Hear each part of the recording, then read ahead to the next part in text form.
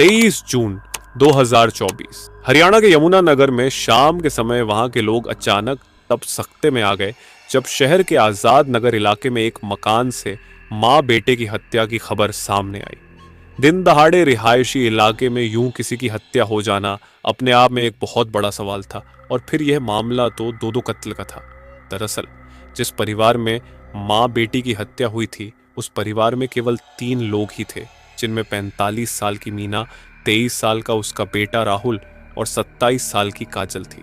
जब मीना और राहुल का कत्ल हुआ तो उस समय इत्तेफाक से काजल घर में नहीं थी।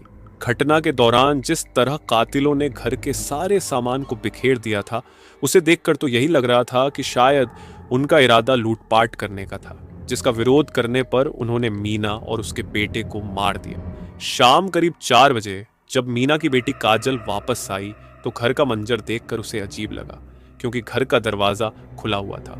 लेकिन जैसे ही वह अंदर गई तो उसके होश खराब हो गए, क्योंकि सामने ही ड्राइंग रूम के फर्श पर उसके भाई राहुल की लाश पड़ी थी।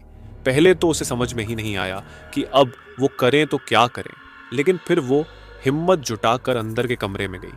लेकिन वहां उसने जो कुछ देखा उसके बाद तो उसकी रही सही हिम्मत भी टूट गई, क्योंकि कमरे के अंदर बेड पर उसकी मां मीना की लाश पड़ी थी। इसके बाद काजल चीखती चिल्लाती घर से बाहर निकली और उसने आसपास रहने वाले लोगों को इस घटना की जानकारी दी। फिर उसने खुद ही 112 नंबर पर फोन किया और पुलिस को अपने घर में हुई इस दर्दनाक वारदात के बारे में बताया। सूचना मिलते ही यमुनानगर की पुलिस भी जल्दी वारदात पर पहुंची। तब तक काजल के रिश्तेदार और पड़ोसी भी घटनास्थल पर आ चुके थे। पुलिस ने घटनास्थल की बहुत बारीकी से जांच की। जांच में पता चला कि मीना और राहुल की हत्या उनके सिर पर किसी भारी चीज से वार करके और गला घोंटकर की गई थी। साथ ही जिस मोबाइल चार्जिंग केबल से उन दोनों की हत्या की गई थी वह भी मौके पर ही पड़ी थी। इसके अलावा घर का सारा सामान भी बिखरा पड़ा था। लेकिन जब पुलिस ने कैमरे की तरफ देखा तो पता चला कि हत्यारों ने घर में लगे सीसीटीवी कैमरे को भी बंद कर दिया था। और पुलिस को यह बात बहुत अजीब लग रही थी, क्योंकि आमतौर पर क्रिमिनल कैमरे में कैद होने से बचने के लिए सीसीटीवी कैमरों के साथ साथ उनकी डीवीआर भी उठाकर ले जाते हैं। लेकिन यहाँ पर कातिलों ने सीसीटीवी कैमरे का डीवीआर गायब करने के बजाय उसे स्विच ऑफ कर दिया था।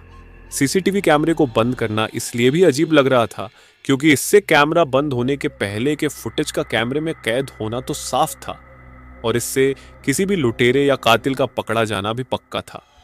अगर देखा जाए तो इस हत्याकांड का कोई भी चश्मदीद नहीं था, लेकिन घर की इकलौती बेटी काजल मौके पर मौजूद थी, जिसने इन लाशों को पहली बार देखा था। ऐसे में पुलिस ने सबसे पहले काजल से ही पूछताछ शुरू की। काजल ने पुलिस को बताया कि वह दोपहर को ब्यूटी पार्लर गई थी और घर लौटते समय उसकी मां ने उसे मैसेज करके जूस के 2 पैकेट लाने के लिए कहा था। लेकिन जैसे ही वह जूस लेकर घर लौटी तो तब तक उसकी दुनिया ही उजड़ चुकी थी। उसकी मां और भाई का कत्ल हो चुका था। काजल के लाए हुए जूस के पैकेट भी घर में ही पड़े थे। साथ ही काजल ने उसकी मां के मोबाइल फोन से भेजा गया जूस लाने का मैसेज भी पुलिस को दिखाया, और इसका मतलब यह था कि काजल बिल्कुल सच बोल रही थी। लेकिन पुलिस को जो बात खटक रही थी वह थी घर में लगे इकलौते सीसीटीवी कैमरे का बंद हो जाना। पुलिस ने जब कैमरे को लेकर काजल से सवाल पूछा तो उसने भी हैरानी जताई, क्योंकि काजल के पास भी इसका कोई जवाब नहीं था कि आखिर कैमरा किसने और क्यों बंद किया था।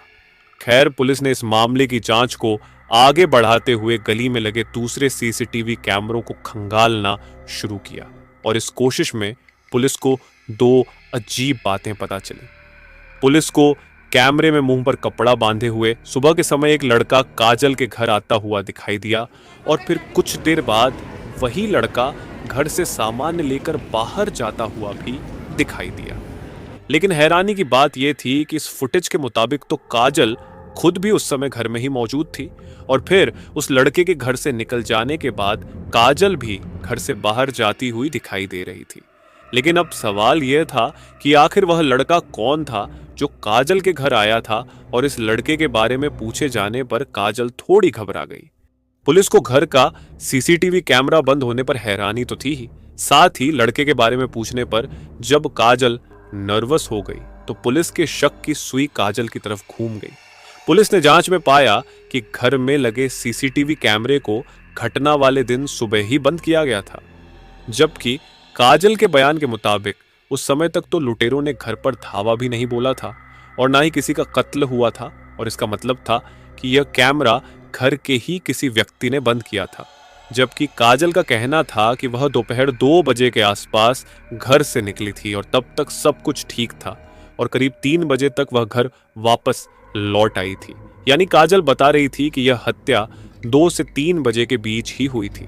इधर पुलिस ने मीना और राहुल की लाशों को पोस्टमार्टम के लिए भिजवा दिया था, लेकिन जैसे ही पोस्टमार्टम रिपोर्ट सामने आई तो पुलिस को यकीन हो गया था कि अपनी मां और भाई के कत्ल को लेकर काजल झूठ बोल रही है, क्योंकि पोस्टमार्टम करने वाले डॉक्टरों के मुताबिक उन दोनों की हत्या लाशों को पोस्टमार्टम के लिए लाए जाने से करीब 6 से 7 घंटे पहले हो चुकी थी, यानी सुबह 10 बजे के आसपास। और अगर इस हिसाब से देखा जाए तो इस वारदात के दौरान काजल घर में ही मौजूद थी।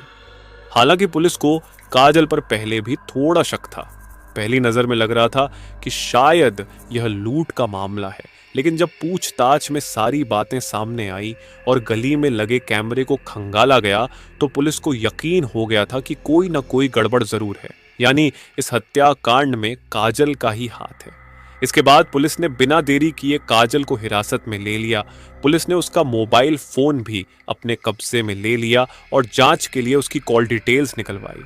साथ ही पुलिस ने काजल की मां और उसके भाई के मोबाइल फोन के लोकेशन की भी जांच की।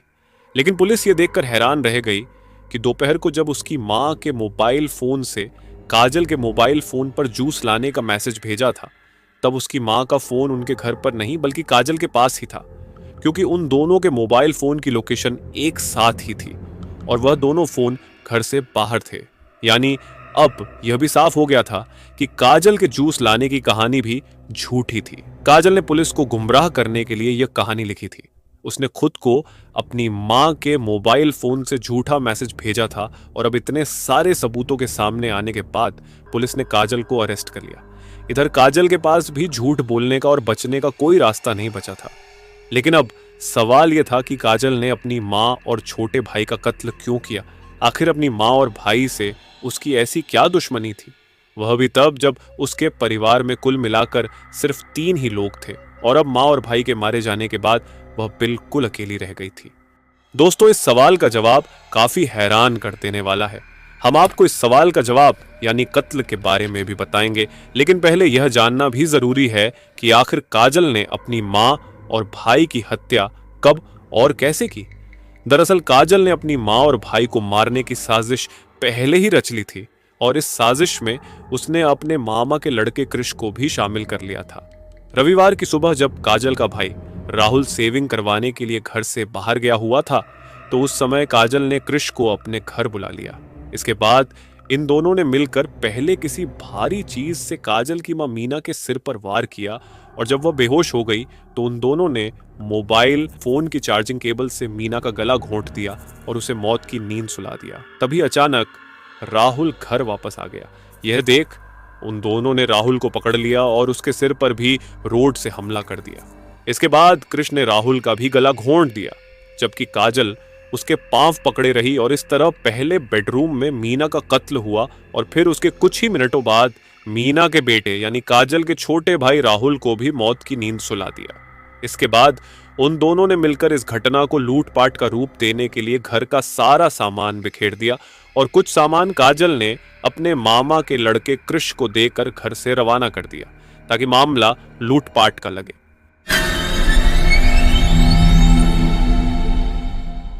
काजल ने प्लान के मुताबिक सुबह ही अपने घर में लगे सीसीटीवी कैमरे को स्विच ऑफ कर दिया था, लेकिन शायद वो यह भूल गई थी कि गली के दूसरे मकानों में लगे सीसीटीवी कैमरे ऑन हैं और उनमें भी हत्या के सबूत कैद हो सकते हैं। अपनी ही मां और भाई की हत्या के आरोप में पुलिस ने काजल को अरेस्ट कर लिया था, लेकिन उसके हाव भाव और एक्सप्रेशन को देखकर खुद पुलिस भी हैरान थी, क्योंकि दूसरी लड़कियों की तरह मां और भाई की मौत पर काजल को किसी ने एक बार भी रोते हुए नहीं देखा था। और इससे भी ज्यादा यह कि वह पुलिस के सारे सवालों का जवाब पूरे कॉन्फिडेंस से देने की कोशिश कर रही थी। काजल दूसरी लड़कियों से बिल्कुल अलग थी। वह ना सिर्फ लड़कों की तरह टी शर्ट और पैंट पहनती है, बल्कि उसका पूरा अपीयरेंस लड़कों की तरह ही था।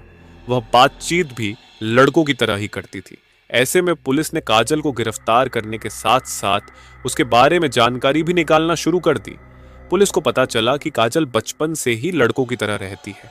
काजल की मौसी किरण ने पुलिस को बताया कि 27 वर्षीय काजल एक लेस्बियन लड़की है, जिसके चलते उसका अक्सर अपनी मां और भाई के साथ विवाद होता रहता था।